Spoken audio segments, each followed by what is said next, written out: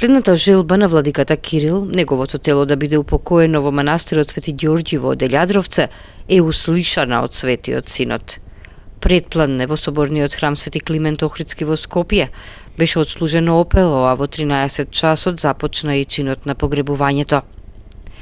Митрополитот Полошко-Кумановски господин Кирил почина по кусоболедување на 11 јуни 2013 година. Тој 26 години беше на чело на епархијата. Тетовци, со самата објава за смртта на најстариот член на Светиот Синод, со запалени свеќи, изрази на сочувство забележани во книгата на жалост и присуство на упокоените литургии, му оддадоа последна почит.